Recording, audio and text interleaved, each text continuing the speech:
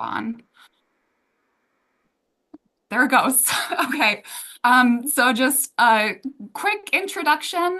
My name is Sarah Solberg. I'm the communications coordinator with Schoolcraft Conservation District, which is based here in Manistee. Ashley Ryder, she's also joining us. She's our district manager. The Conservation District, for those who might not know, we work with all kinds of natural resources, trying to educate folks, trying to give out different resources like free site visits that we have available. We also do our annual tree sale, which is ongoing right now that some of you might have heard of.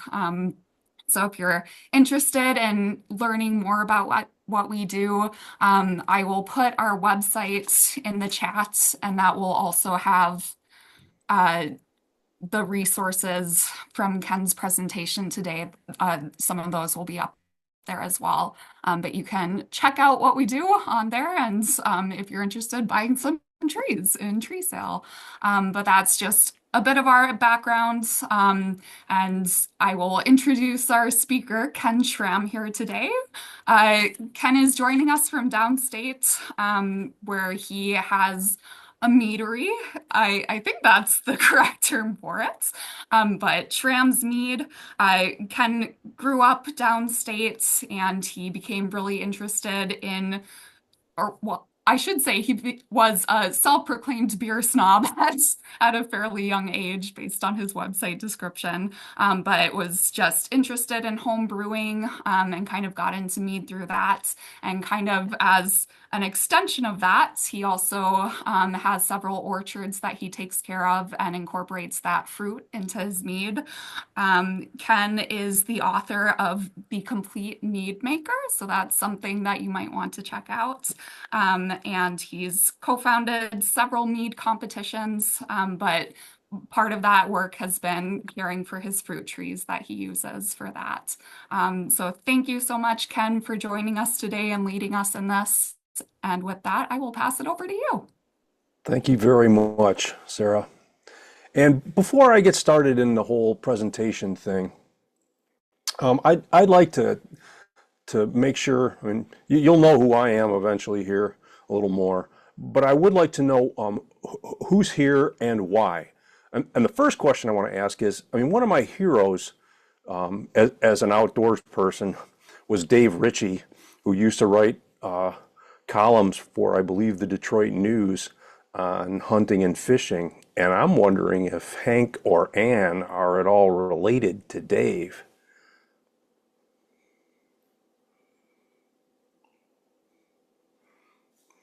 Well, maybe not. I guess that's a no. Okay. Nope, no relation. Okay, very good. Thank you.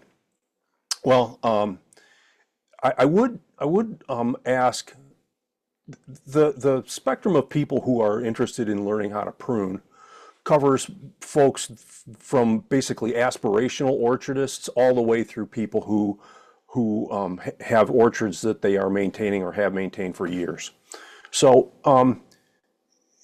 are there people on here who don't have an orchard going yet, but are about to this spring plant trees and get started on having an orchard themselves? Is anybody here in that group? You can use, again, the react button at the bottom of your Yep. screen I'm to. reading the chat here. Larry said, yeah, he just started last fall. That's great. Okay.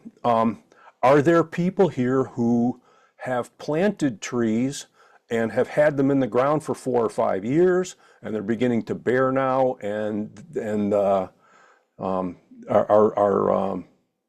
getting to the point where they're kind of substantial? Good. Excellent. Thanks, Matt. Thank you, Don. And how many of you have trees that you planted 15 or 20 years ago that are now going to have, get attention as well? Oh, Julie has 12 to 15 very old apple trees. You're the final category, Julie. How many people? How many people? And this is me. Great. Danette has some that are younger, some that are older. Good. I inherited when I moved in. I moved into this house in 1993, and there were mature trees on the property already. I had one, two, three, four mature apples. 1993, if you recall 1993, it was a really, really brutal winter. We had a lot of days when we were below 20, minus 20 Fahrenheit. And I lost everything on my property that was a plum or a prune, a plum or a peach. I lost all but one cherry. All my apples actually survived. So, so I'm gonna talk about kind of all of those perspectives on who's going to be pruning. Has okay. One last question: has anybody begun pruning already this year?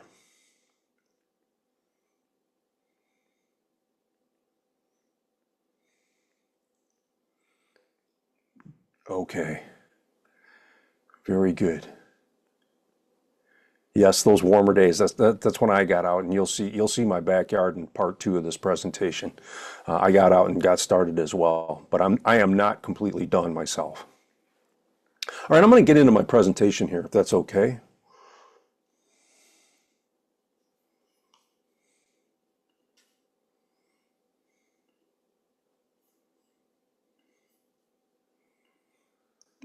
So this is my backyard, and in fact, I maintain two sets of fruit trees.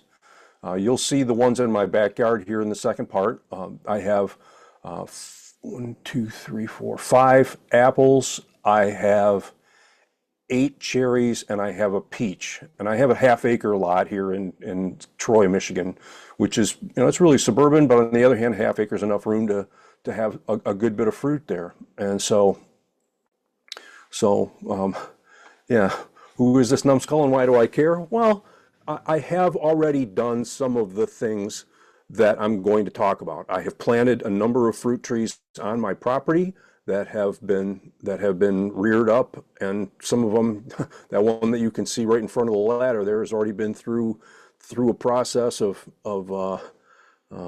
losing some of its limbs already, and I'm basically trying to keep that one going until I can get its children up and running on my second property. My second property is a 6.1 acre orchard in Rochester Hills, and it has on it right now plums, peaches, 9 different varieties of cherries, I believe, 8 or 9 different varieties of cherries, along with a bunch of other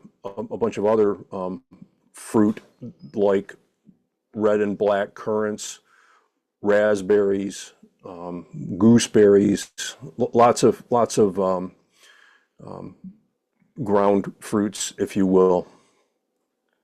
And I have been able to keep trees going for a while and keep the fruit bearing going really well.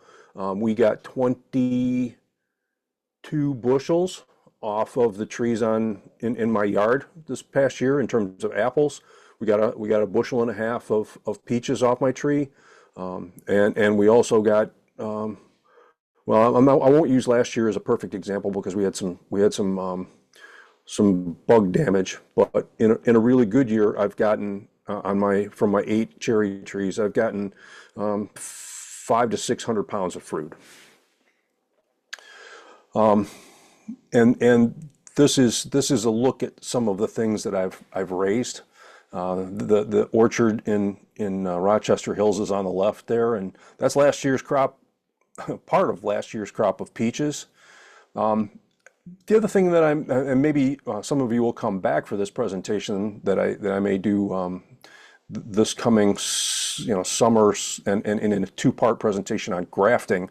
I've grafted onto my trees a number of different varieties, and that row of apples there includes at the back that's Newton Pippin, and then the on the left, the yellow apple on the left is Winter Banana, and then Hawaii. The big one there is a Spy Gold. Next to that is a Jonathan. Next to the Jonathan is a Mother. And then in front of the Mother is, well, I can't really see it. I thought I had these all memorized. Oh, it's an Ida Red. And being able to graft lets you take one or two, or in my instance, four fruit trees and expand the amount of fruit that you can have from them to literally dozens of varieties, which is really rewarding. I did write the complete mead maker. Then the reason that I grow fruit, the reason that I bought this house in 1993 is that I wanted the fruit to make mead with. One of my good friends has said that there are a lot of different ways that you can preserve fruit. You can dry it, you can freeze it, you can juice it, but one of the best ways to preserve fruit is to ferment it. And I ferment a lot of fruit. All of those bottles there on the right are from Schramm's mead, and I would be remiss if I didn't tell you that our web address is www.schrammsmead.com, and you can buy our mead and we will ship it to you. And the wonderful thing about the UP and Michigan is that we have a really extended shipping season during which we can get you stuff, and we only need one day basically to get it to anywhere in Michigan. So as long as the temperatures are right, we can send you things. These meads are pretty good. I'm going to be really immodest and say that one of the biggest mead and beer rating sites on the web is a thing called Untapped, and we just had the highest rated product in the world. So we're really proud of that. My daughter helped, and it was made with fruit that we grew. So it's called Year 3 from our orchard, and it was a really good blend of fruits. I don't know how many of you do spelling bee in the New York Times. That's one of my morning things. I got up this morning and I spent about 20 minutes or a half an hour. And today's the spelling bee insults are the words that they don't give you that they really ought to. And today, not in the word list, was bract. And any fruit grower worth their salt knows that a bract is those little leaves next to the fruit. All of those are bract leaves on that picture on the right. And so, thank you, spelling bee, for starting my fruit day off with a smack in the chops. Let's talk about what we're going to try and get done here today. Provide some working knowledge on pruning, to get you to understand the basic concepts behind it, some of the basic rules. I'm going to talk about pruning targets, and that means what are we looking to have when we get done pruning? How are we looking to use pruning to accomplish the things with our trees and with our landscaping, if you will, that match up with the rest of our lifestyle? Talk about the equipment. There's a lot of it out there. I am going to let you know what I think is kind of ideal for the job. I want to talk about safety, because safety is, to me, it's paramount. We want to do this job and get through it with everything that we started, including our lives. And I want to talk about dealing with pruned wood, because you're going to end up with a lot of it. It'll be everywhere by the time you get done. You'll see that in a few.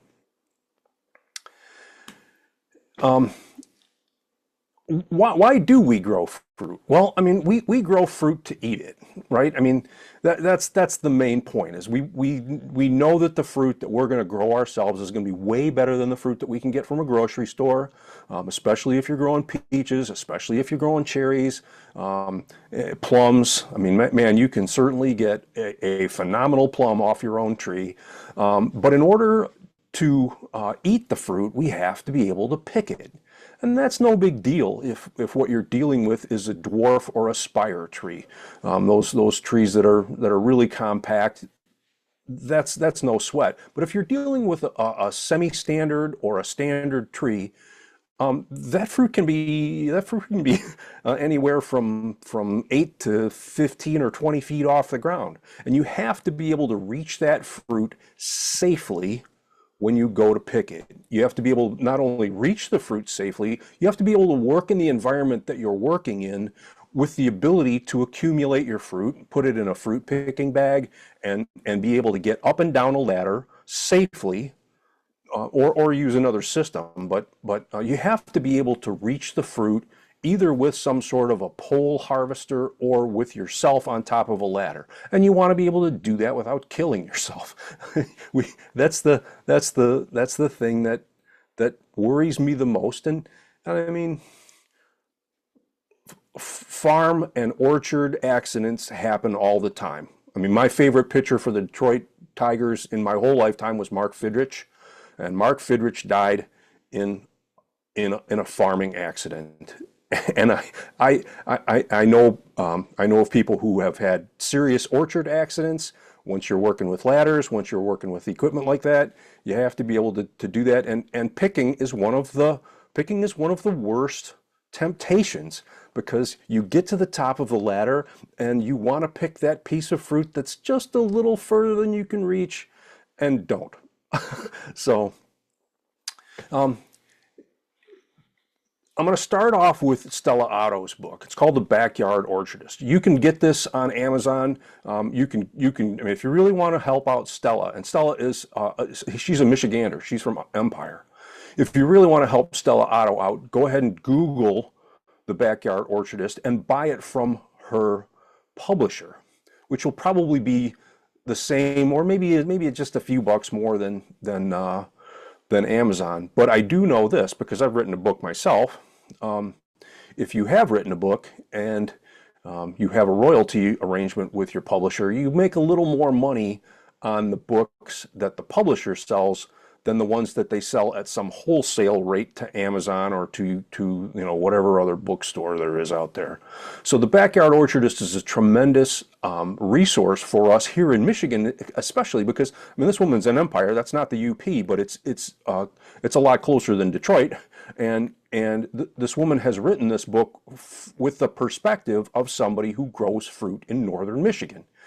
And so it's not like any other of the many books that are out there that are sort of generic, American Horticultural Society books that cover the whole country. This book was written from the perspective of somebody who's growing fruit in Michigan. And I think, and on top of that, her writing style is really good, and the content that she covers is really, really germane to all the stuff that we're doing here.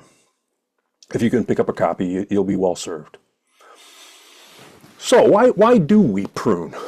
Well, cosmetics are a big thing, especially for me. In this suburban environment that I'm in. The tree size and the tree shape are important. I'm not totally freaked out about what my neighbors think about my orchard, but on the other hand, I mean, my trees are on a fence line. And I need to make sure that they don't get over that fence line, and that everything that I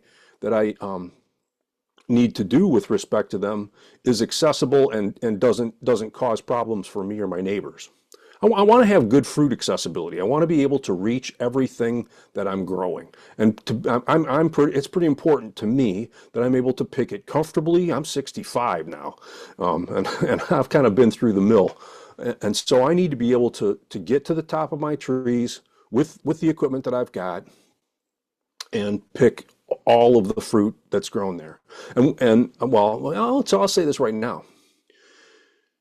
The fruit that grows at the top of your tree is going to be the best fruit that you're going to get off of that tree. It doesn't matter if it's cherries or peaches or apples. The tree drives its resources up from the ground to its very fingertips at the top. And so the fruit at the very top of the tree is going to be the best fruit that the tree makes. That can, I mean, doesn't, I don't know if you don't have to worry about what your philosophical attitude is about this, but the tree has good reason to do that as well, because that's the fruit. I mean, the trees are growing fruit to produce to produce seeds that will allow them to reproduce. Right? That's their goal, is to keep the thing going. And they're going to put the best fruit up at the top of the tree, because most of the time it's either going to be Most of the time, it's going to be birds that are going to be eating this fruit and that are going to take those seeds and deposit them with a little dollop of fertilizer where the next tree is going to grow.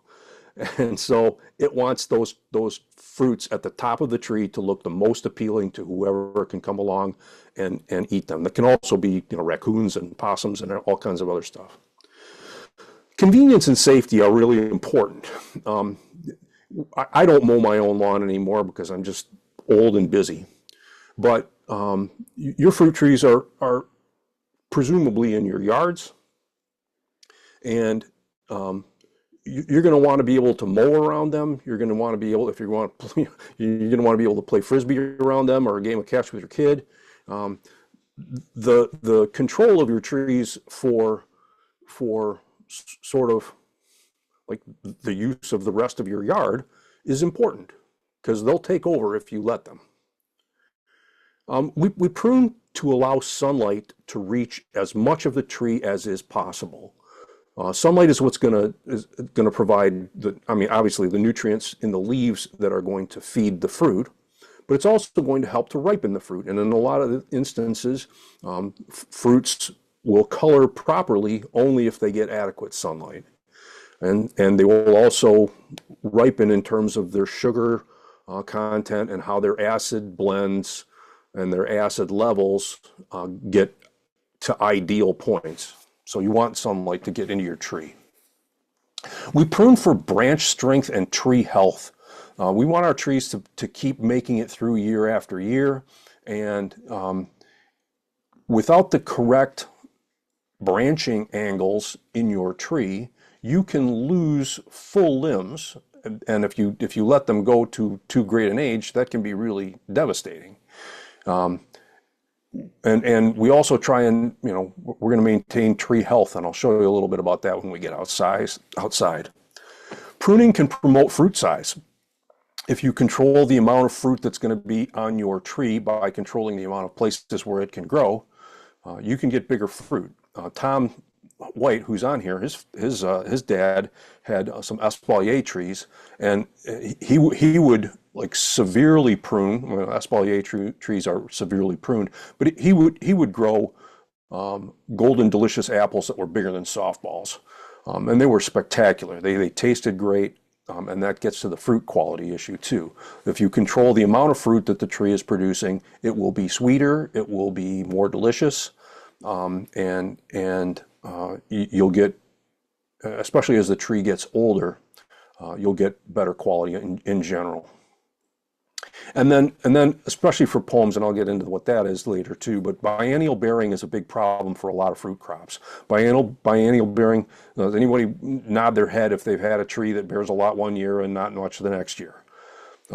That's called biennial bearing. And forgive me if I'm repeating stuff that you guys already know, but you can control biennial bearing by pruning the tree well, and by making sure that as you prune, you observe which trees have fruiting spurs or fruiting buds, which you'll learn to differentiate as time goes by. And taking off some of the fruiting buds in what will be a known heavy bearing year, and that will force the tree to produce more fruiting buds in its supposedly off year. So when do we prune? Well, my grandpa Schramm was my guide in pruning, and to give you an idea of how my grandpa Schramm came to be a knowledgeable fruit person, his sister, my Aunt Helen, had a multi-acre cherry orchard on the Leelanau, or pardon me, on the Mission Peninsula. And man, if we still had that, we'd be bazillionaires because it's in some really, I've been to the place, it's in some really premier areas. But Grandpa Schramm used to say that the best time to prune is when the knife is sharp. And it's true in that, especially when it comes to removing angles, bad branch angles or diseased limbs, it is far better to prune in the quote unquote not ideal season than it is to not prune at all. You're much better off if you get that stuff taken care of. The pruning rules though fall around palms and stones. Palms are the apples, the pears, quinces, and medlars. They're the fruits that have little tiny seeds in the inside next to a core. Those are the palm fruits. And palms should be pruned, can be pruned basically all the way from dormancy in the fall through bud swell in the winter and the early spring. So now we're getting downstate right now. We're getting to the end of the palm pruning season. Stone fruits, this is my grandfather Schramm's rule. Some will say that you should prune them in the middle of the winter too. But as long as you're getting deep freeze and thaw cycles down into the 20s and teens, it's his philosophy and it's my philosophy that you do that after the final freeze, or at least after the final really hard freeze, because you will get winter kill. You will get branches that have been weathered out of the tree, and they need to come out first. And then after you get them done, you will know what you're going to have to do to prune the rest of the tree to make it look appropriate. From easiest to hardest, the kinds of pruning that we're going to deal with are the pruning of a new tree, and that's a tree you either just put in from purchasing at a nursery, or that's been in the ground for 2 to 3 years. And what you're going to try and do is to create a shape for that tree that will give it strength, that will make it easy to manage. You're making the decisions for that tree early on, and the branches that you're going to cut and the things you're going to do are fairly minimal, and it can be pretty easy, but it's also really, really important. Maintenance of existing trees that have been pruned regularly is the next most approachable task, because if you've done a good job, when you go out each year, you only have to deal with the things that have cropped up over the last year, and that may be water sprouts and other stuff, but you don't have nearly as much to accomplish. Mildly neglected trees, and I'm going to show you those as we move into my section that talks about my orchard. Those can be a considerably more laborious endeavor.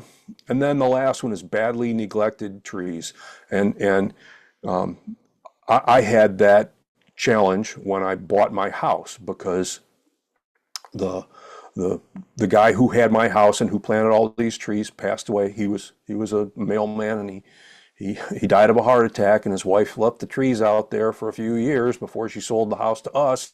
And by the time I got to them, they had 7 or 8 years worth of just completely crazy growth on them, and that is a much more challenging task. Real quick, before we go too much further, there's 2 kinds of pruning cuts. There are thinning cuts and heading cuts. Thinning cuts are when you basically take off a whole branch. So back to the parent branch. It can be back to the what that would be called the scaffold limb, and sometimes it can also even mean taking off a scaffold limb. And then heading cuts are cutting off the tips of branches, and for the most part that is done to promote side growth, which you want.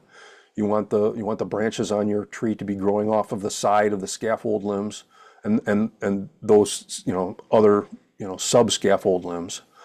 And you also want to make sure that the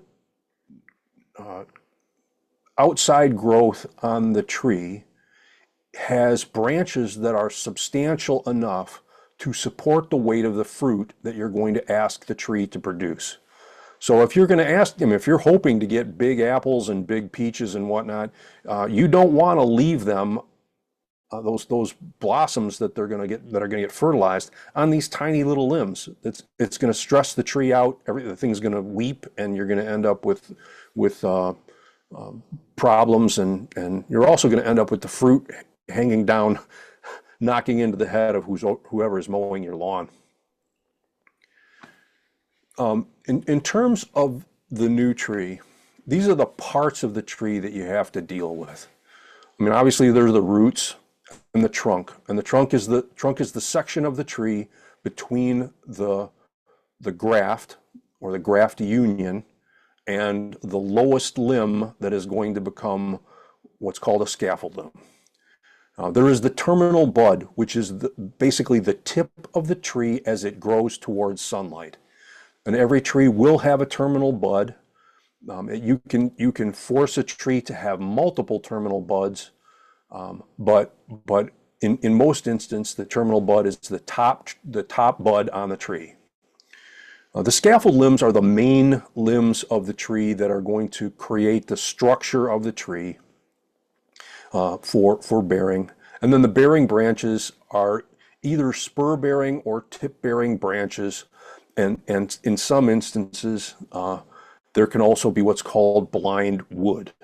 And blind wood occurs on things like cherries and some apples, wherein all of the fruit blossoms will occur toward the end of the branch, and the wood between those blossoms at the end of the branch and that scaffold limb is called blind wood or dead wood. And you don't want a lot of that on a tree. I mean, on some kinds of trees it's unavoidable. Some kinds of cherry trees and some other trees it's unavoidable. But for the most part, you want to try and get rid of a bunch of that blind wood because it's doing you no good. To prune a new tree, and especially in the instance of stone fruits, a lot of people use the shape called an open vase, an open bowl, or an open center.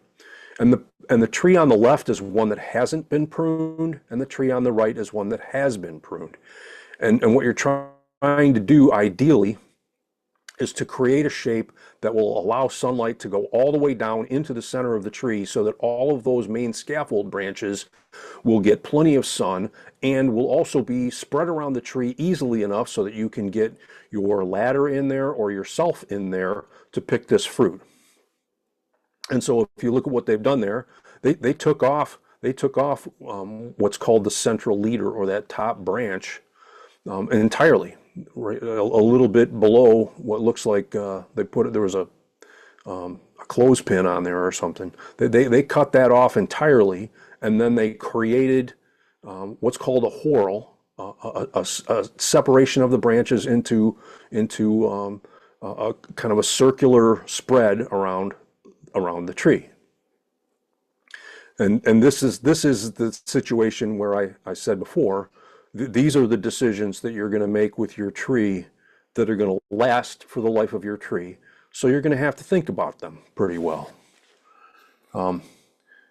You can prune to what's called a pyramid or a central leader. Some people think that you should do this with semi-standards and standards. Myself, I'm more inclined to do this with dwarf trees, because the challenge with this is that the tree is going to grow straight up in a pyramid, and as the tree gets bigger and bigger, it's going to get harder and harder to get yourself and your ladder and your and whatever into the center of that tree. If it's a dwarf tree, you don't have to worry about that. The tree's going to end up being 8 to 10 feet tall, and you may have a 3 or 4 step ladder or a platform ladder that you use to get in there and pick your fruit. Taller than that, though, it's a bit of a problem. And the other thing that's also a problem is that on any tree, that terminal bud, also called the central leader, will want to grow to sunlight. That's what trees want to do.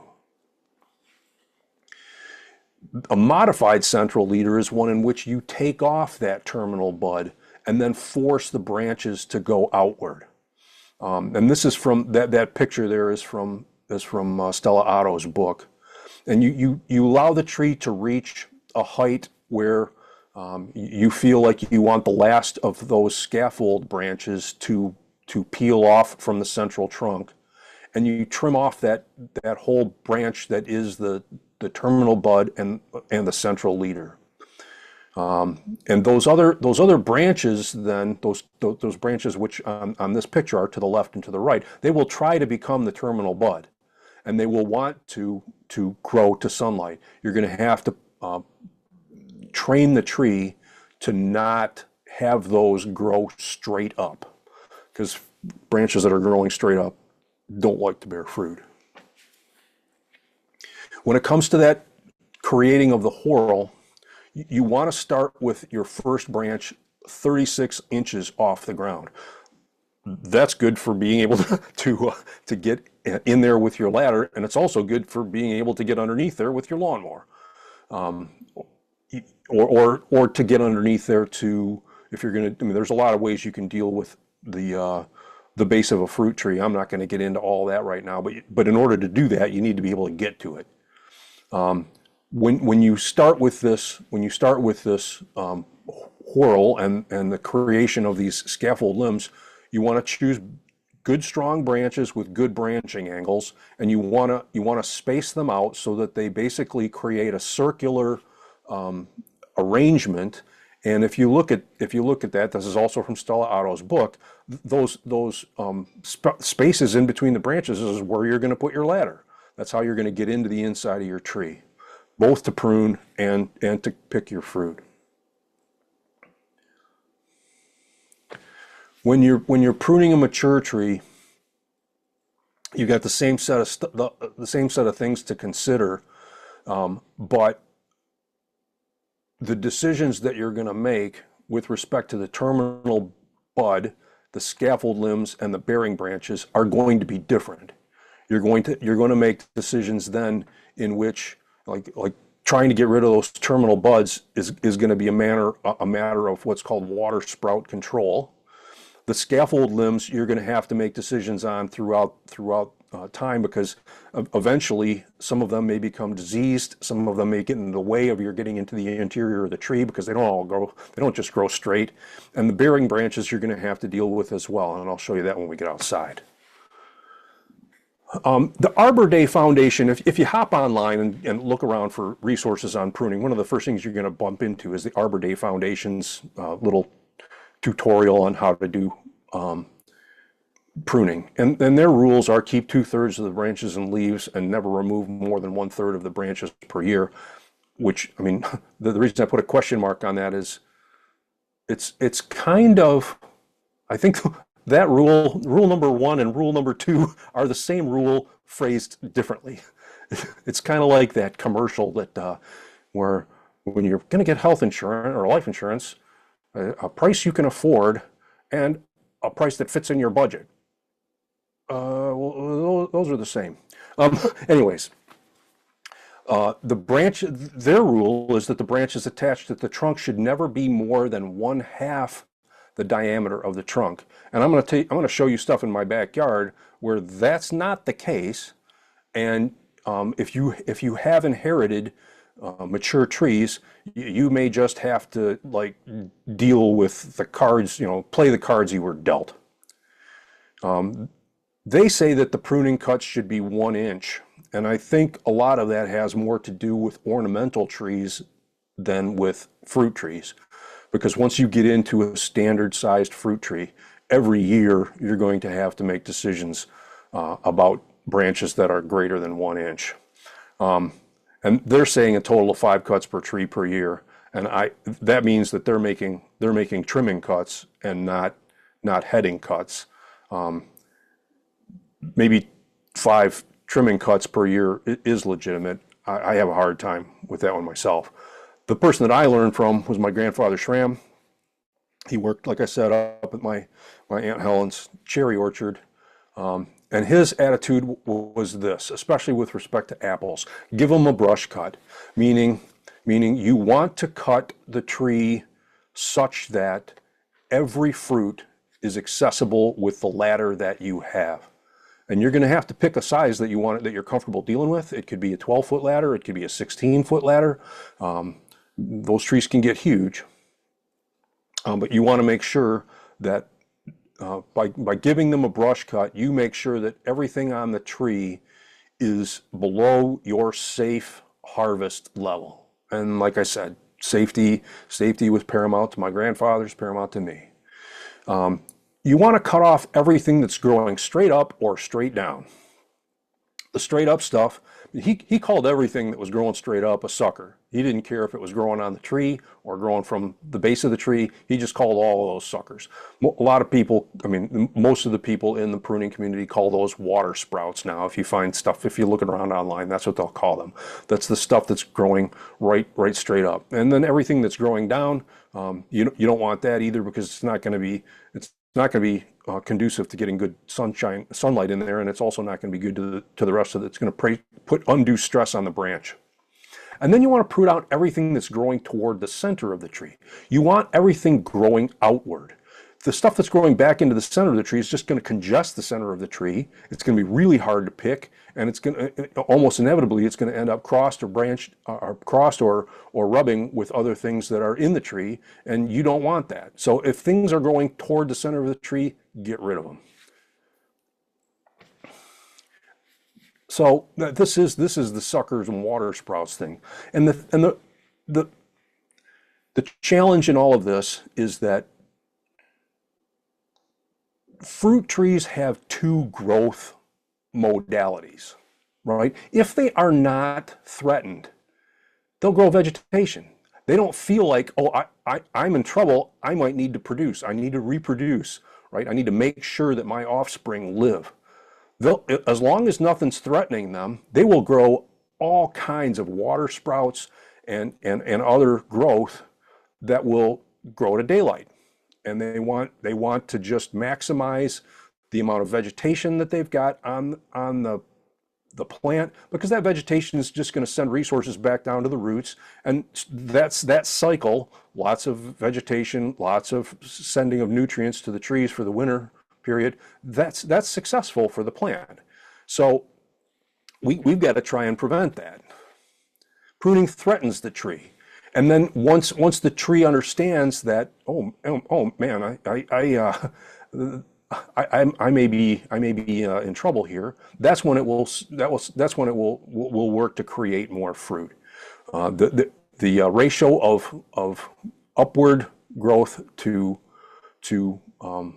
fruit producing growth will change in our favor. And I put up suckers because this is one of the trees that we were, if we were going to go outside and deal with them, you can see right there next to the base of that tree, there are probably, I see at least two and probably more like 3 or 4 suckers that are growing up from the root ball of that tree. And we would want to get rid of them. And then we would also want to get rid of a number of the other things that are going on in that tree that aren't necessarily ideal. But we'd start with the suckers. In terms of my grandfather's definition of suckers, they can grow a lot. I mean, the standard rule that you'll hear from people in fruit growing is that a tree that's got a good growth rate will have 18 inches of new growth a year. Well, suckers will exceed that massively, or water sprouts. This is one water sprout that I took off of my spygold tree, and you can see there on the right, maybe you can't, hopefully you can, it's 12 feet long. And when I pruned it and counted the number of growth rings, there were 3. That thing grew 4 feet a year during the 3 years that I allowed it to grow on my tree without taking it off. That sucks a huge amount of energy out of the tree that it could be devoting to fruit production, and also creates, there's just basically nothing of value. So yeah, getting them off is really important. The trees will crank on them. Grandpa Schramm was also keen to cutting off any branch with an angle less than 40 degrees, because that will create will not create a strong branching angle. The branching angle over 40 degrees will be more ideal for supporting the weight of the fruit that's going to accumulate on that limb. And if you have branches with angles less than 40 degrees, both the main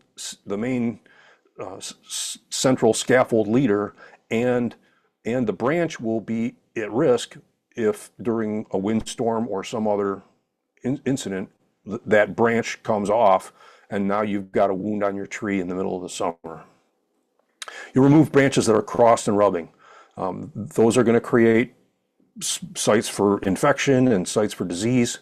So anything that's crossed and rubbing's got to come out.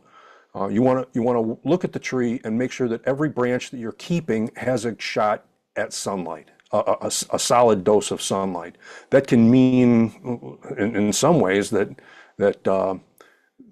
especially for us here in Michigan, you may be able to get away with a little more of the tree on the south side and a little less of the tree on the north side, because on the north side you're not going to have as easy a shot at sunlight throughout the entire season. And in the heart of the season, we get the sun pretty much straight overhead or even slightly north. But for the rest of the season, we're dealing with sun angles from the south. You want to prune to a bud or to a branch, and I'll show you that when we get outside. And then my grandfather's other rule was make the big cut. And this pruning job takes a while. It is time consumptive. And so what you want to do is don't ever find yourself like making 6 or 8 heading cuts onto a branch that should be dealt with a trim cut. Because you'll get through all of that and you'll realize you just wasted all the time that you spent making those heading cuts, when in reality you should have taken the thing off right close to the scaffold limb. And that gets to the main point, which is that when you do this, you want to get out and look at the whole situation. My wife yells at me because I go out and stare at my fruit trees a lot. And she says, man, those things take a lot of watching. And yeah, they do. But you want to have a balance between really looking the tree over and understanding where you're going to make the big trim cuts. And then but that's got to be balanced with navel gazing, because you can spend forever staring at these things before you make your decisions. Every tree deserves at least 4 or 5 minutes worth of looking at it, considering what's got to go on a big level. And then once you get up on the top of the ladder and you're going to be doing your heading cuts, all those little decisions can be made on the fly. But the big decisions take some time. And the other thing that you'll find is, even though this is time consuming and it's tedious on big mature trees, you do want to stay busy. You do want to keep the ladder moving. You do want to keep yourself moving and the cuts going. But it is also wise to take a little time every so often and step back and take 60 seconds to give yourself a break, and also to look at what's going on there and see if what you've been doing makes sense, or if there aren't other cuts that really, once again, big cuts that you can make that will save you more time in the process. Here's the tools. Left to right, that's Felco 2 pruning shears. That's a Felco 21 lopper. That's a Corona pruning saw, and that is also a Corona lopper / pole saw. That pole saw on the right will extend out to probably pretty close to 11 or 12 feet tall. It's got two pieces of PVC that slide inside of each other with a tightening like a hose clamp on it. So those are my 4 most important tools. They are hand tools, but if you haven't got them, those are the most necessary. Equipment cleanliness is important, and I'm gonna duck out of this here for a second. You can use a small container of bleach water, or I like to use a bottle of isopropyl alcohol. I like to clean my pruning tools both before and after I use them. And the other thing is I clean them while I'm doing it, because if you get up on the ladder and you're using your loppers or your pruners, you're going to drop them. It's just going to happen, right? And when you drop them, they're because of the rule of the toast always landing with the jelly side down, you'll drop them and those blades will end up in the dirt, and they're going to pick up, at that point, then they're going to pick up all the germs that are in your soil. And my gosh, there's so much in your soil. Beyond that, there are diseases that you can transmit from tree to tree or from orchard to orchard. Black knot gall is one of them. That's really important up in your neck of the woods. The closer you are to like untended woods, there are going to be wild cherries back in there, and that black knot gall is going to be all over the place. And fire blight is again another situation. And if you thoroughly clean your tools, you can prevent the transmission of those two diseases from one tree to the next or from one orchard to the next. I'm gonna jump out of my share for just a second. Here's my Felco 2s, and real quickly, I'm gonna take a little bit of just a rag. I'm take my isopropyl alcohol. Get that on there nicely.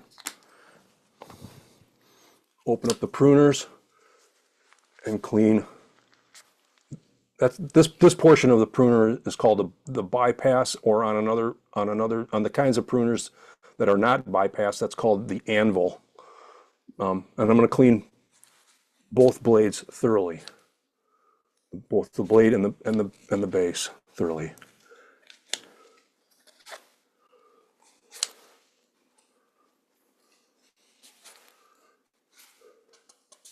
I'm going to leave it wet too. I'm going to leave it wet for about 5 minutes to give that isopropyl alcohol a chance to kill everything that's on that metal. The other thing I want to show you while I got the things out and open is that this is a simple hook file that you can get at any bait shop, or you can just use an inexpensive metal file that you get at any hardware store. And you can use that to sharpen this blade easily.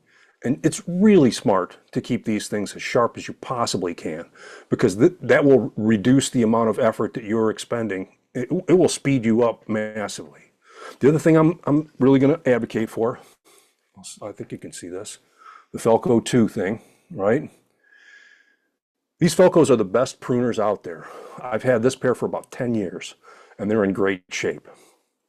All they need is to be cleaned up with some alcohol from time to time. You can put on these various spots where the axle is. You can put a little WD-40 on them, and they will work beautifully. The only thing about these things that's a little suspect is these red handles. They're just I think they just dip them in rubber, and they'll come off occasionally. If you really want to, I mean, I've never done it, but I suppose you could probably figure out some way to glue them in place. You just have to make sure that you get them picked up. They almost never break, and they fit over this bump here that keeps them in place most of the time.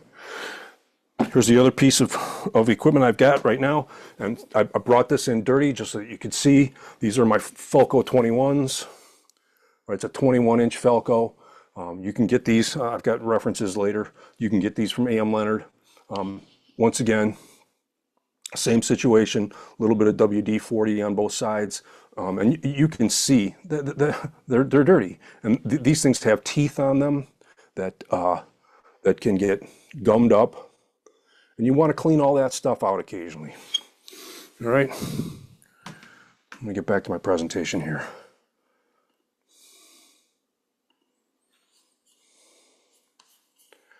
Where are you?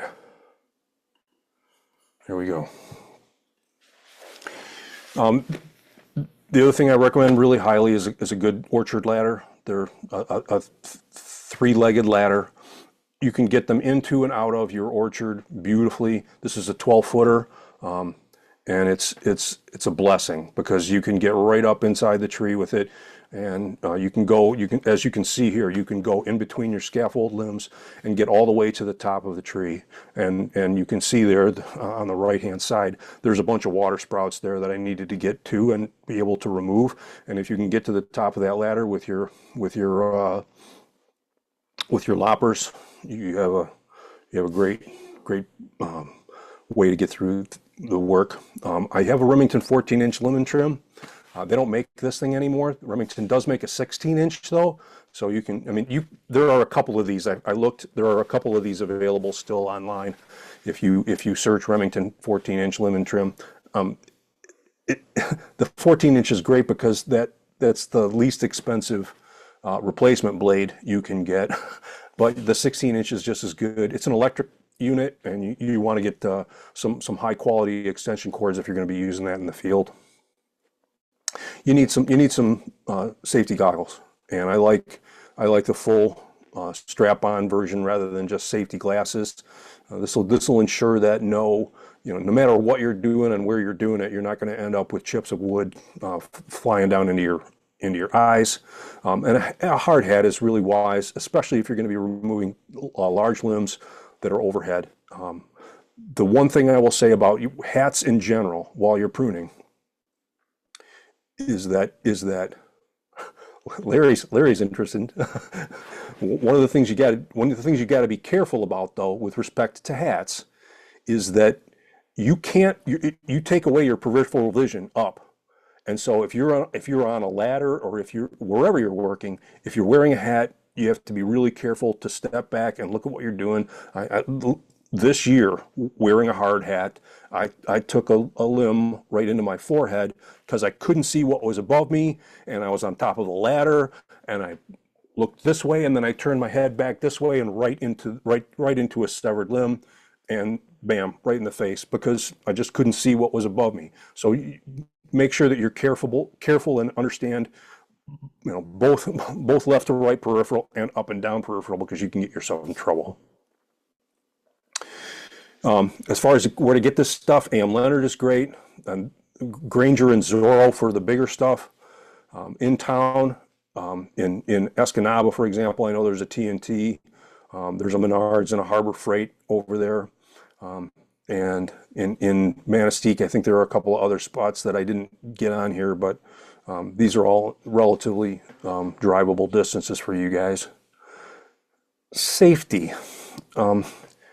A smart person learns from their mistakes, and a truly wise person learns from the mistakes of others. Well, I've made plenty, and I'd like to save you some of those. If you make the wrong mistake with these tools, it's a terminal bud cut that can't be repaired. Don't make this the last thing you do. I mean, the temptation is always, whether you're pruning or picking fruit, to reach over and get that thing that's just a little further away than you should, rather than climbing down the ladder, moving the ladder, and doing it safely. Do it safely. Take the time. Look over the situation well before you get started so that you know if anything's going to get cut, where its fall zone is.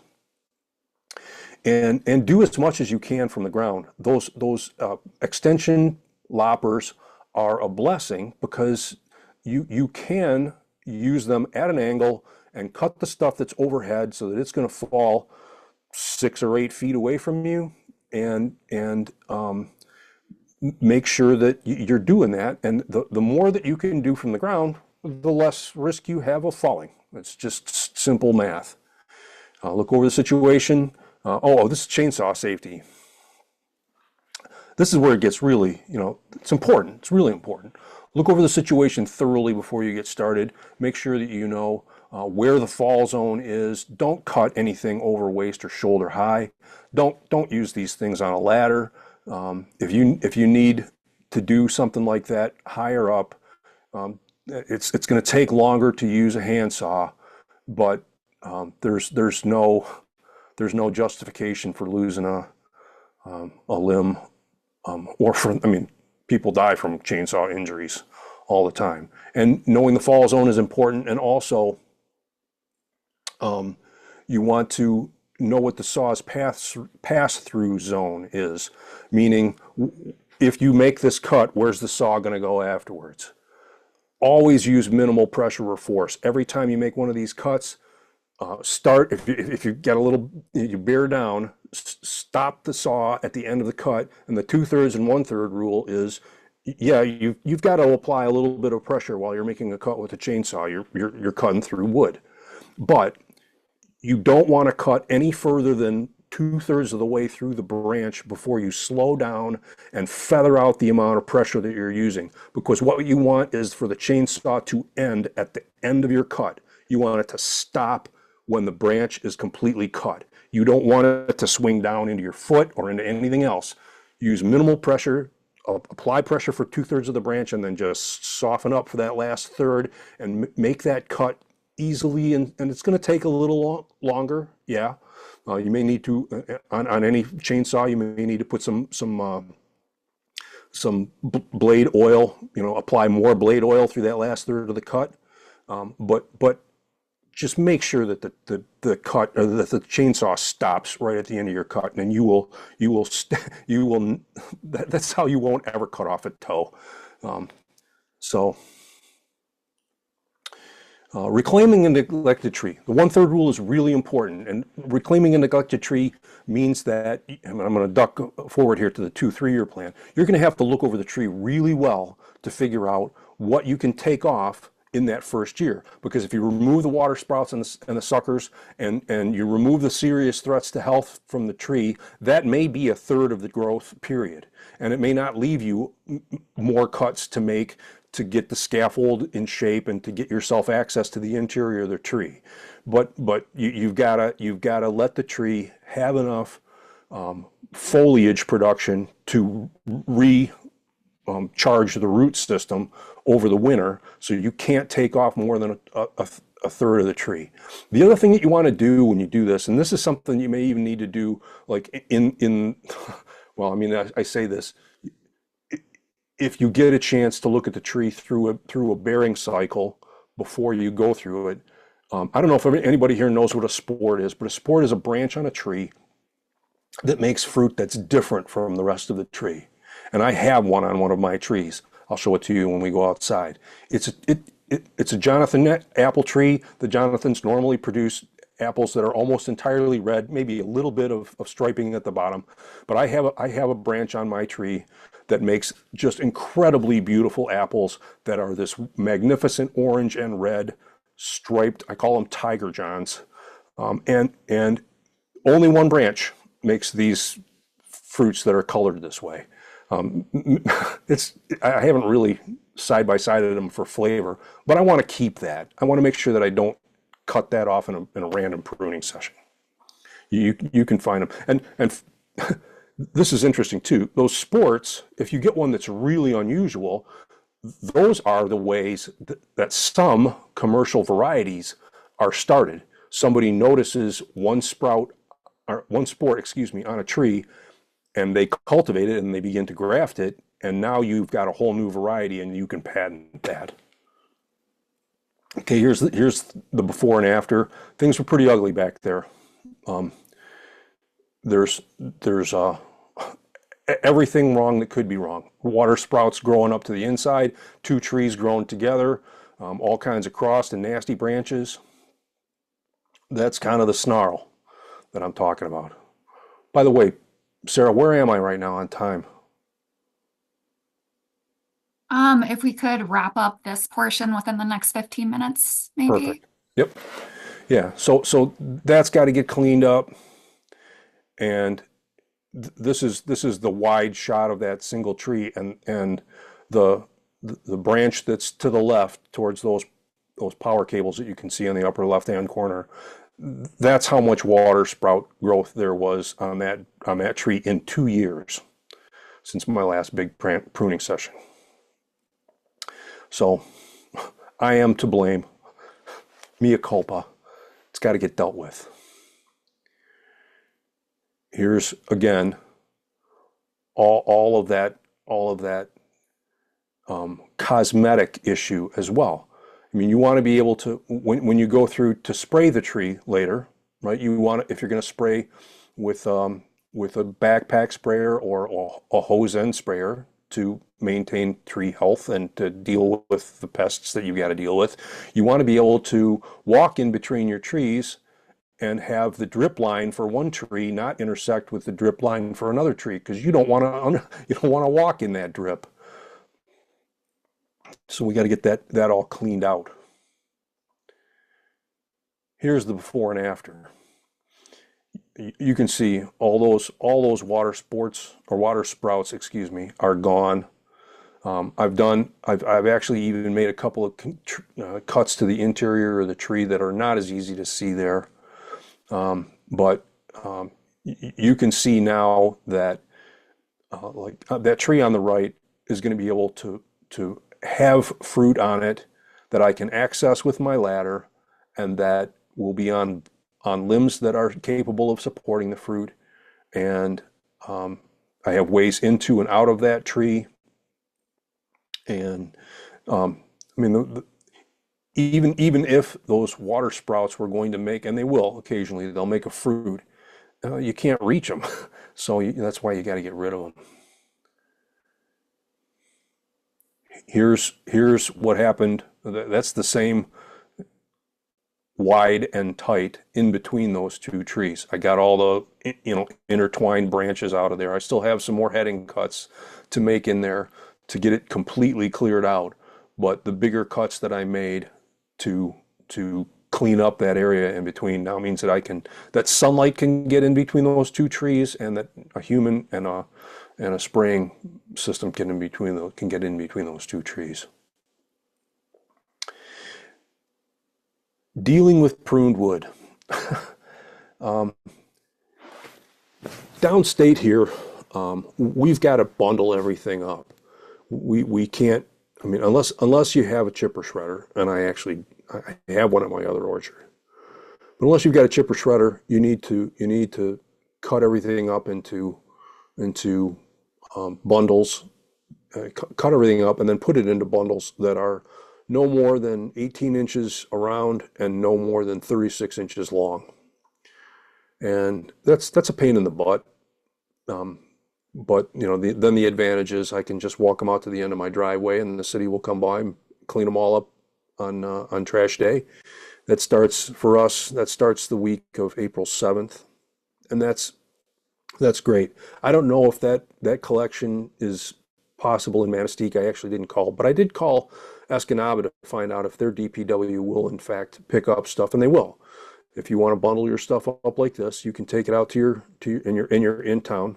You can take it out, and you do need to call the DPW to get a scheduled pickup to happen. But they'll come out and take care of take all of your wood away.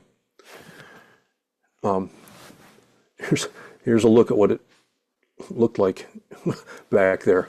I took out a big limb, a couple of big limbs there. You can see, and really, it's a good idea. You can see that there's a gap in between this pile of stuff in front of me and the wood that's a little further away. It's a good idea to take a rake out with you, either a garden rake or a leaf rake, and pull stuff out of the way. Because if you're going to be moving that ladder around in there, or walking around with a chainsaw, hopefully that's not running, but you don't want stuff in all this pruned wood in your work zone. You want to keep it separated from the places where you are. So I do generally go ahead while I'm working and take a few minutes every now and then and pull stuff into piles that are not immediately below the tree.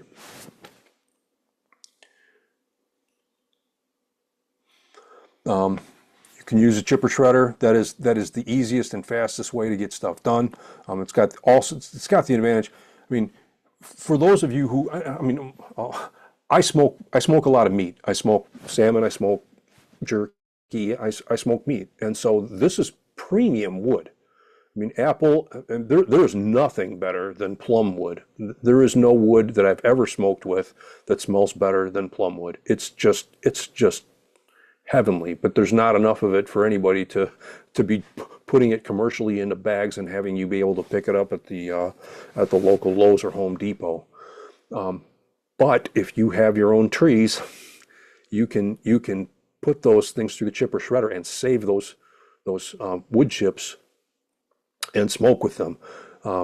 It's ideal to do that. You're chipping and shredding. If that's what you're going to do, it's ideal to do that on a day when it's going to be 50 or 60 degrees and sunny so that you can start your chip, get everything ready to go, do your chipping and shredding in the morning and let everything dry and get aired out some and then put it into trash bags at the end of the day. You can cut and buttle. I said City of Escanaba will do special pickups. Or in your areas, I'm sure a lot of you are going to be, your fruit trees are in an area that are right next to adjacent woodlots. And if that's the case, you can put that brush right into the woods, and that's fine. The one thing I will advise is that small animals love this stuff. They love to eat the bark off of it. They love to eat the buds off of it. And if you're trying to keep bunnies out of your carrots and everything else, um, it can be more advisable to chip or shred or get this stuff off the property in some way because it does create. I mean, literally, it creates places for people to live and stuff to live on while they're there, and you'll end up with mice and voles and rabbits aplenty, and then after that you'll end up with snakes aplenty, and and that's up to you. If that's okay with you, that's great. But if it's not what you want to promote on your property, then probably better to get the stuff out of there. I think that's it. That's what I have right now for the prefab section here. Yeah, All I right. actually did go. I did go a ways. Ken, thank you so much. And we are going to take just a short 5 minute break here. And then for the last half hour or so of this event, we will go outside and unfortunately not have the live demonstration that we were originally planning on, but get to see trees up close in person. So before we head out for this short break, does anyone have any questions for Ken at this point?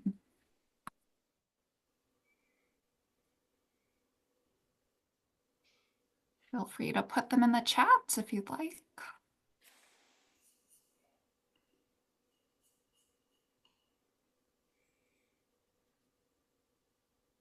But looks like we're good.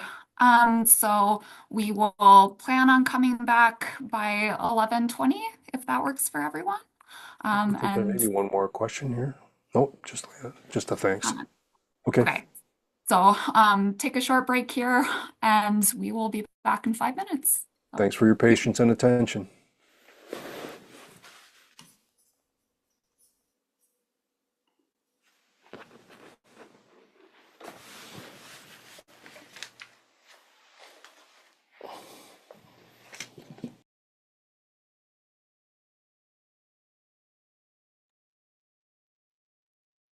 And Ken, if you wouldn't mind just closing out of your screen share here, if you're planning on leaving this on. Thank you very much.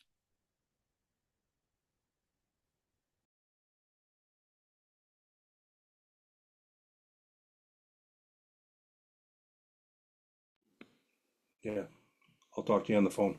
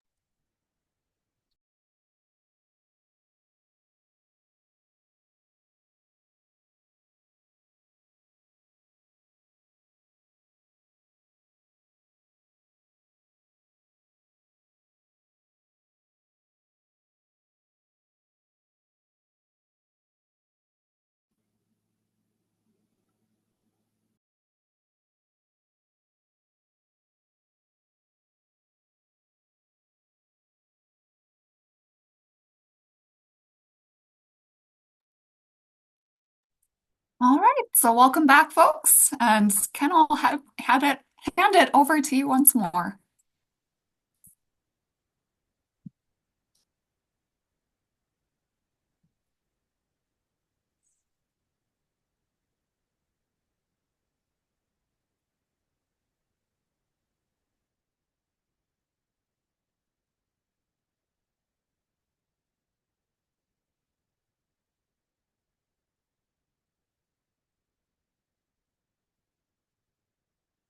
Bear with us, folks, as we get our text sorted. Howdy. For some reason, I can't hear you right now, Sarah. I can hear you. I don't know if you can hear me now. Oh, Are you able to hear me? I can hear you. Okay. Let's see here. There's a way I can adjust the audio here. Oh, here we go. Now I can hear you probably. Testing again. Yay. Yeah. Woohoo! Okay. I'll interrupt you before you get started here. It looks like we have one question in the chats. Hmm. Barbara, she says, I have a 10-year-old Honeycrisp I planted. I have not trimmed it, but it has not even had a flower yet. I have other pollinators like crabapple and two other apple trees that appear to be in good health. How do I get it to produce? Oh, I'm sorry. She has trimmed it. So trimmed it, but it's not producing anything at 10 years old.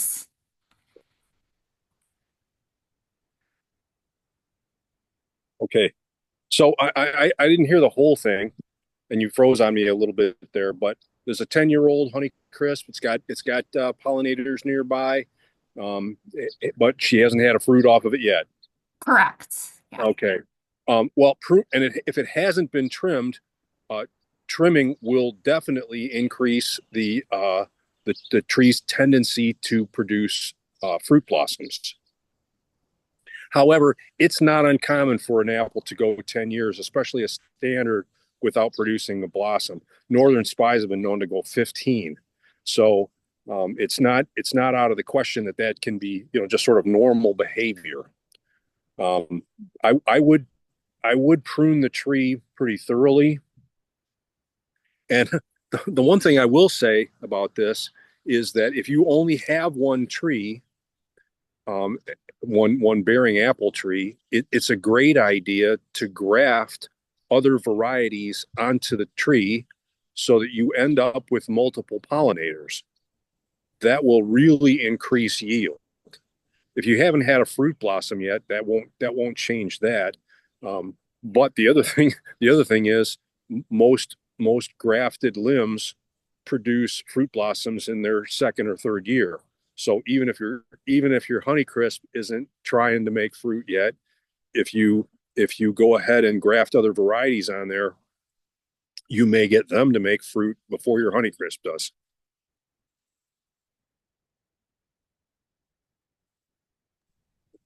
Perfect. Thank you, Ken. All right, I'm going to switch around here. So this is my yard,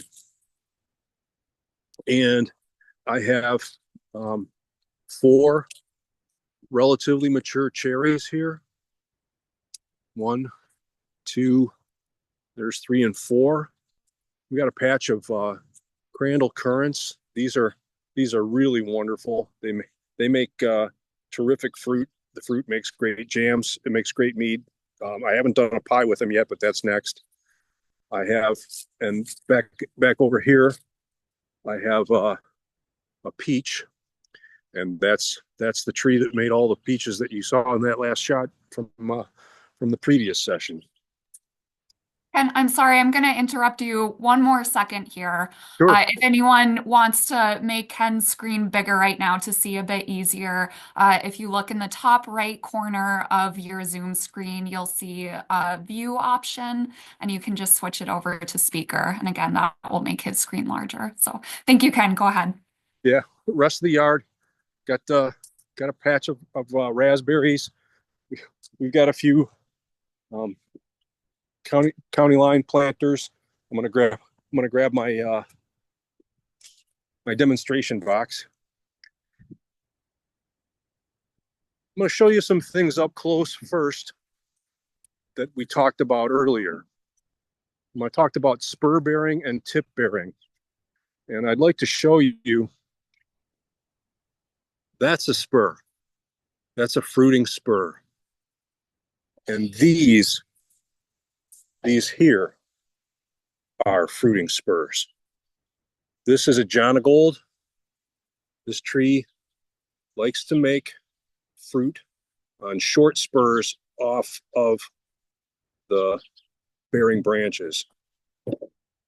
Here's for reference, that's a vegetative bud. These are all vegetative buds. Those are not fruiting buds.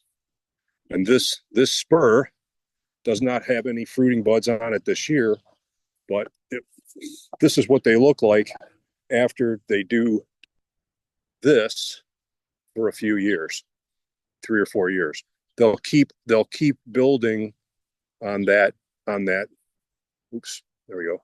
They'll keep building on that layer or that little stem of thick wood. But these are all fruiting buds on spurs. Now here is a tip bearing variety, and you can see that it's only got fruiting buds on the tips of its bearing wood. This is a northern spy. So here's the tree, one of the trees that we were looking at. This is the tree in the other picture was actually on the right, because that picture was taken from the other side of the fence. And this tree still has work to be done on it. I've broken a couple of rules here. Before I knew what I was really doing, I put this graft right in the center of the tree. That graft right there is that Hawaii, that really pretty golden apple. But this section of the tree has had all of its water sprouts removed, or almost all of them. So a few that are left there, but there's still a pretty gnarly mess here. This is a bunch of congested branches, and you can see there are a few here that are bumping into each other. Those need to get trimmed out. I've got to get all that stuff that's crossed and rubbing taken care of. There's a few branches here too that are growing down. I don't know if you can see quite for sure there, but there are branches that are growing straight down from the bearing limb, and those have got to get pulled out. It can take a lot of cuts. Here's a chunk that I haven't gotten to yet. This chunk right here, this is dead. This has got to go. And normally I try and get that one's one that was hiding from me. Normally I try and get all of my dead wood cut out first. It's one of the first things that I go through and take care of. I'm doing some things here with this tree. This is a little against the rules. Here's me showing you that sometimes I break the rules myself. This is that mother apple, and it was crossed. I pulled it. It was crossed, and that's how it was actually being supported. And I pulled it out and uncrossed the branch, and now I'm gonna let it bear this way this year, and then I'll shorten it up once it's strengthened itself up a little bit.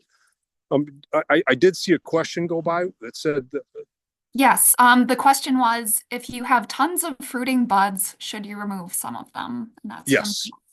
yes, and you can remove them by removing branches, whole branches. You can remove them by pruning. Like, here's an example. This is a section that's got to get thinned out, right? And if I take out let's just say if I take out this branch right here, it'll remove stuff that's crossed and messed up, and that will remove some fruiting blossoms. There's a couple there that will get cleared out. Or you can go through and actually pluck them off one at a time. I prefer if you've got a tree that's like this. This is a dwarf, right? And it has a lot of fruiting blossoms on it. Instead of trying to remove the blossoms during the dormant or pre-bloom period, I like to wait until the tree has gone ahead and done its fruit set. It's bloomed, it's become pollinated, and now I know how many fruits I have. And you can go through with your little pruners and prune off as many of the fruits as you want to. I've done some pretty crazy things in the past.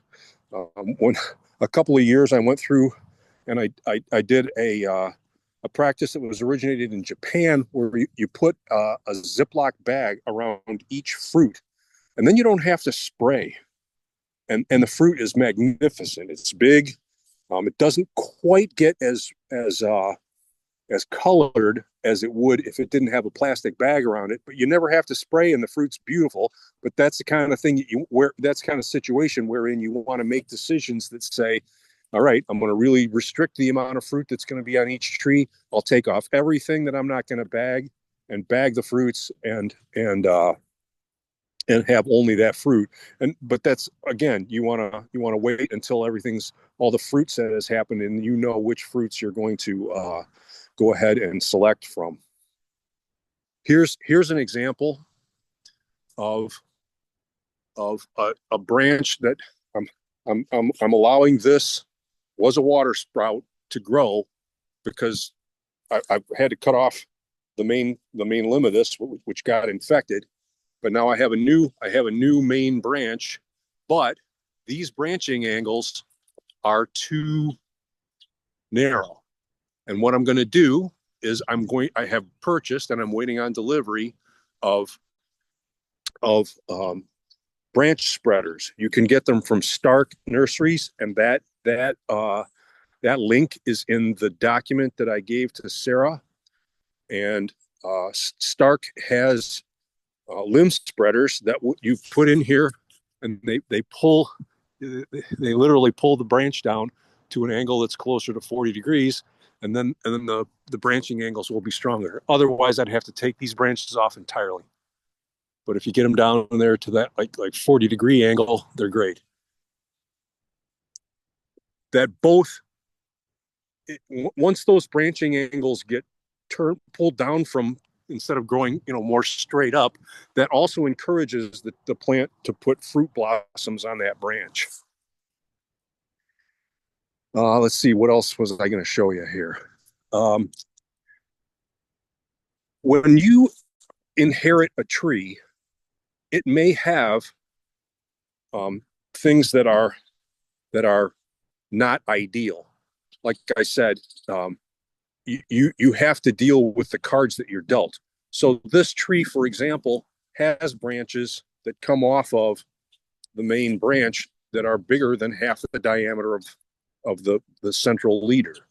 And that's stuff that's supposed to be avoided. But if you get this tree, if you move in, and here's another classic example, right? Here's two branches that probably both should have been gone. But if that's what you get when you move in, you've got to make your decisions.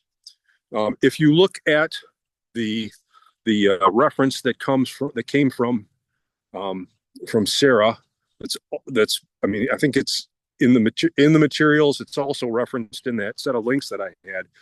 It talks about when you take off a limb, leaving this branch collar, and you want to do that to allow the tree to heal itself at the spots where you've taken off a main limb. That's good pruning protocol. The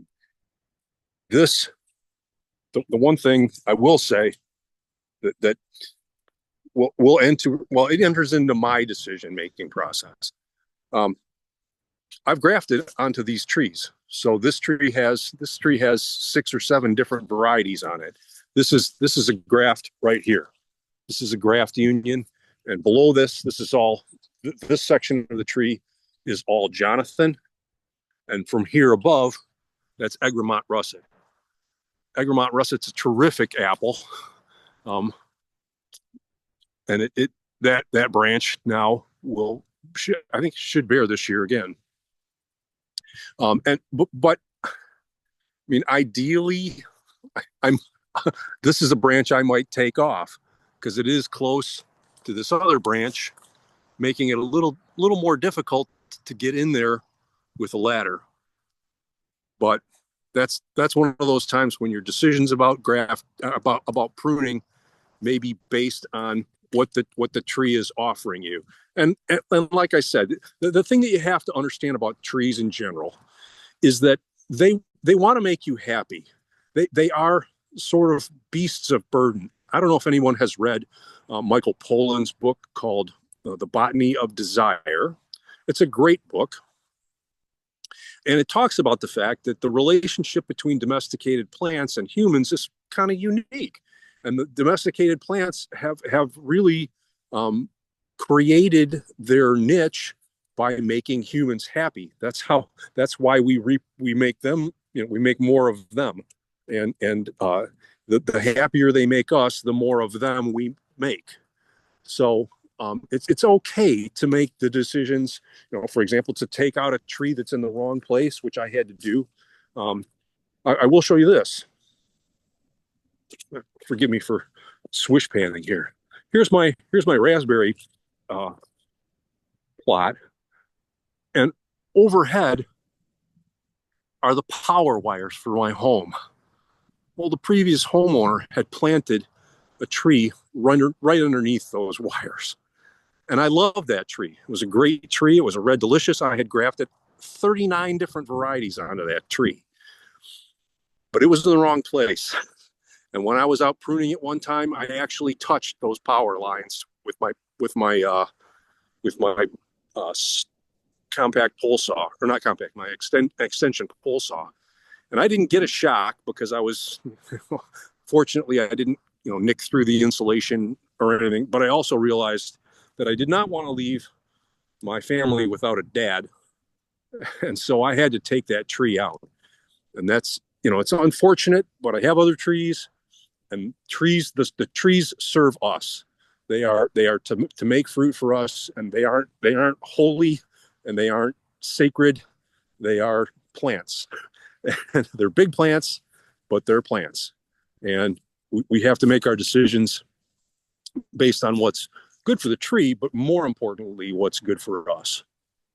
Ken, when you're ready, we got another question here from Go Larry. ahead. Larry asks, do you have any brand new trees that are stick only or 2 to 3 year olds that you can show/talk about? I unfortunately, my 2 to 3 year old trees are at my other orchard. Um, the one thing that I will say, I mean, is that whorl thing is important. And the boy, I wish sorry, Larry, I could have had the opportunity to do some really informative pictures for you, because I've actually been working with one of my cousins to create really viable functional trees for him that he's just put in a couple of years ago. Um, it's important to give yourself that uh, 24 to 36 inches from the graft union. This is this down here on this tree. This is the graft union right here. That's where the tree was grafted to its rootstock. There is a link in the set of references that I provided that talks about how different rootstocks determine how vigorous the tree's growth pattern is. That's what creates either dwarfs, semi-standards, or dwarfs, semi-dwarfs, semi-standards, or standards. And from that graft union, you want to come up, and I actually did here. it did come up about uh, that's about 30 plus inches, 32 inches to my first branch. And unfortunately, this was another branch. That wasn't an ideal spot, by the way. You want to space the whorls so that they have 8 to 10 inches, pardon me, 8 to 10 inches in between the whorls, so that the main trunk can, in fact, support all of those limbs. Um, I'm sorry, Larry. I apologize for not having what I need. So let's look over here again real quick. Um,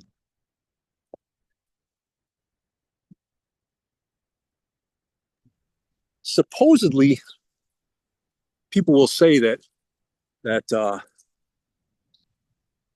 Jonathan is a spur bearer, and these are spurs, but trees are not exclusively tip or spur bearers, so that a Jonathan will do both. Here is here is a spur at the tip of a bearing branch, and it is not unwise. It is wise. It is wise to remove. Like here's one here, right? It's way out at the end of this branch. This branch is probably 12 or 14 feet from the center of the trunk. And it's advisable to remove some of those, because those are the spots on the tree where you will get an apple right at the end of that branch, and then that branch will bend almost all the way down to the ground as the fruit ripens. Um, I will show you this. Here is where those two trees are separated now.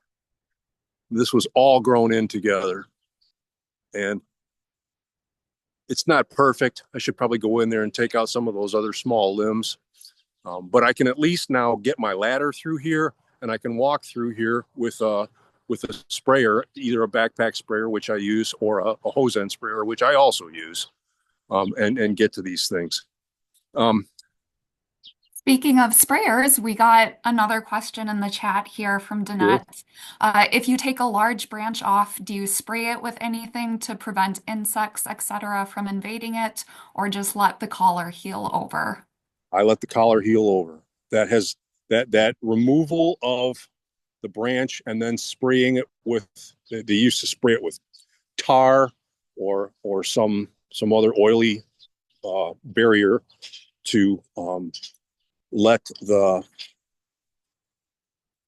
supposedly seal out any infection. Well, the problem with that the agricultural community learned is that while you do theoretically seal things out, you also seal anything that's in there in, and that proved to be kind of unwise. And so now the current dictum on what you should do with a major tree, with a major limb removal, is cut right at that branch collar and then just leave the branch as it is, and the tree will heal itself. And that makes a lot of sense if you think about the way these trees have evolved. They've evolved to deal with the fact that heavy bearing and a serious summer storm will break branches off. That's sort of nature's pruning system, and nature's pruning system for dealing with that exposed wood is to get it to heal itself over on its own.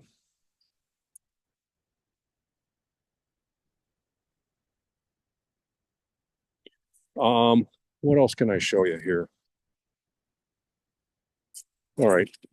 When I said this was not a great scenario, these are bad branching angles. These are branching angles that are under, well, that one's actually more than 40 degrees there. This one is less than 40 degrees here. And that will create problems. I had that issue over here, and I lost I lost branches from this tree. Um, the actual loss occurred right here. This branch had to be removed. And before I was really well versed in all of this, I put an apple called Kingston Black on a branch that was attached right, that was grafted to this branch right here. And it came out and it went up and grew over the top of this. And before this stuff up here had grown in, it grew in from here, like up into this space. But it was at an improper branching angle and it came down in a storm. Um, you do need to be cognizant, and you hand fruit thinning is one way to do it, and the other way is to use chemical fruit thinners.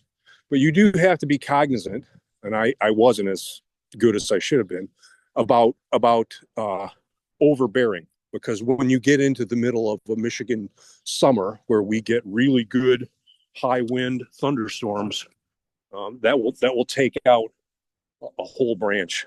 And I lost not only this favorite graft that I had, but I mean I lost a whole bunch of fruit that was on it, on that branch at the time as well. So it's better to make sure your branching angles are correct.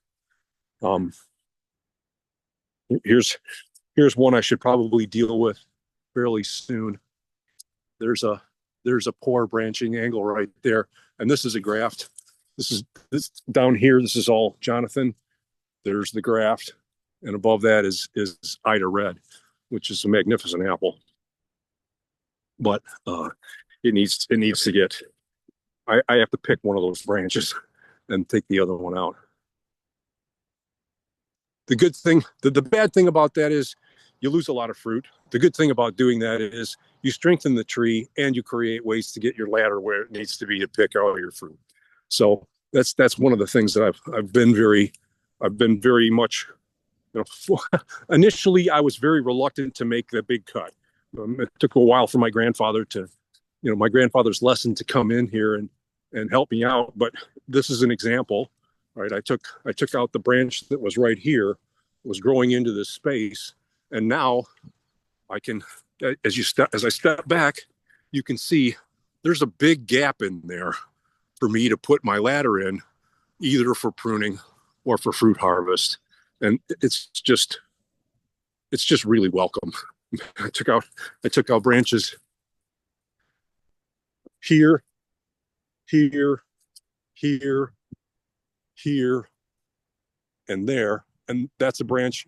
This branch right here is one that I took out because the branching angle was really bad. But all the rest of this I took out so that I could gain access to the interior of the tree. And that was just that was in a lot of ways these are the trees that I rehabbed that the previous owner had left essentially uh, unattended for maybe even 10 years before I moved in. They had stuff growing where it should not be. Here's here's bad behavior, but those branches are rubbing, and I should take one of them out. But the branch that's rubbing is a really cool graft. It's an apple called Freiberg, and I love it. It's not going to bear for very much longer, but it's one of my favorites. So I'm breaking rules. This isn't strictly a pruning question, but this might be something that you can speak more to, Ken, from Angela. She asks, do you adjust soil pH depending on fruit-specific needs? I don't hear our soil is either neutral or just slightly basic, and that's not ideal. If I were going to try and grow blueberries, I definitely would. I mean, it's just essential to get the pH correct for blueberries. It's not as critical for apples, and um, all of fruit growing is about decisions, and your decision about how much do you want to, for example, how much do you want to fertilize the tree, how much do you want to irrigate the tree. All of those decisions are yours to make. they will all have impacts on the fruit quality and the tree health. And you have to do some reading and create your own philosophy of this stuff.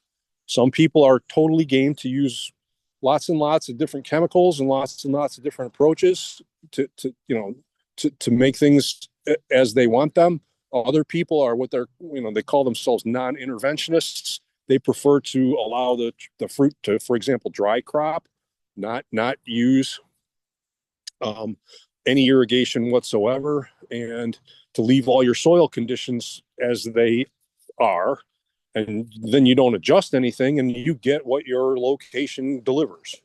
And I'm kind of in that mind for the most part about those last two things. I am sort of a non-interventionist on irrigation. I'm a non-interventionist on pH correction. But there is no right or wrong. That's the one thing. I forgot this line I was supposed to use at the beginning of the presentation. But if you want to know 12 philosophies of how to grow fruit trees, ask 10 orchardists. It's it's uh, it's all a matter of those decisions. And as I said, it is still just fruit in the long run, and they are still just trees in the long run. And you are allowed to make whatever decisions you want about how you do this stuff without feeling like there is an absolute right or an absolute wrong or any guilt about what you're doing. If you get some fruit and you're happy with your fruit, you did it right. Hank has a question that sounds like it's coming from deep frustration, but Sure. Hank asks, what do you recommend spraying on cherry trees to keep ants from eating all my cherries? Well, I will say this. Please buy the Stella Otto book because she has very good advice on uh, how to treat apple trees, or pardon me, how to treat fruit trees, both with chemicals and all of the other stuff. Um, I am a licensed spray applicator, so I can use things that I'm not going to talk to you guys about because you have to be licensed to use them. The fruit tree sprays you can get from the store are pretty good. Um, there are things like Surround, which is a completely organic kale and clay protectant that you can put onto your fruit. Kale and clay isn't ideal for cherries because it's normally used on firmer fruits like peaches and more importantly on apples that can be tumble washed to get off the kale and clay residue once they're hired or once they're harvested. Excuse me, but that is an option. Um, barrier uh, things are for the stuff that keeps the insects from attacking it because they don't like what they're forced to deal with. Those are called barrier protectants, and they are pretty successful. Um, I don't have issues with ants. The one thing I would recommend if I did, the one thing I would recommend is an approach that has you doing the has you doing the same thing for your trees as you can do for your house, which is to use things like salt and sage around the base that will create a barrier to those ants from getting to your trees. Perfect. Thank you, Ken. Well, I want to be respectful of everyone's time, so we can hopefully wrap up here in the next few minutes. But does anyone have any final questions that we can answer for you?